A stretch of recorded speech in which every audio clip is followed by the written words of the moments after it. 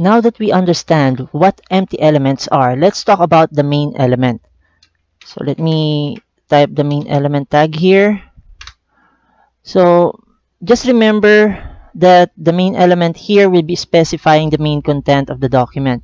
So let me go and copy paste here some information about the main content. So at least once we are finished with this lesson, you will have some sort of reference.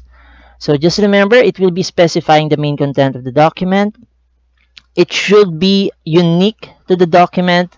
It should not contain any content that is repeated across the document, such as sidebars that we have here, navigation links, copyright information, site logos, and search forms.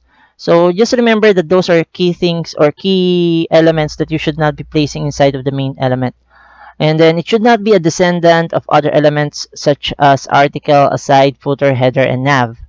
Okay, so the main element cannot be placed inside of these elements here. So we can actually do it this way. We have an article inside of the main element. It can be the parent element of an article, but the article element cannot be the parent element of a main element. Just remember that the main element cannot be a descendant of any of these elements, the article, the aside, and so on. Okay, just remember that. So let me go and delete that here. Another key thing that we can remember in using the main element is that it will not be contributing to the document's outline, but we can use it as a landmark.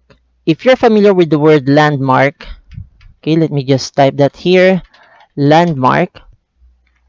We know that if we compare it in real life situations and try to imagine that we have a friend and that friend is asking us to go visit their house.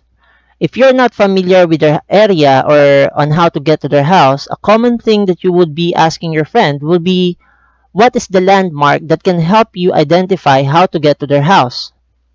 We are giving instructions to the computer, and we would want to use the main element that we have here so that it can serve as the landmark on how the assistive technology can quickly identify and navigate to certain sections or to large sections of your HTML document.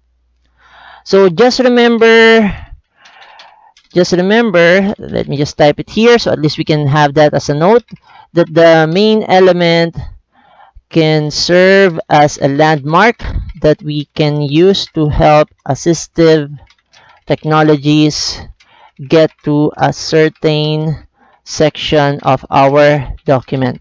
Okay, at least this will be helping you as a reference that this is the main use. This is one of the main use of the main element.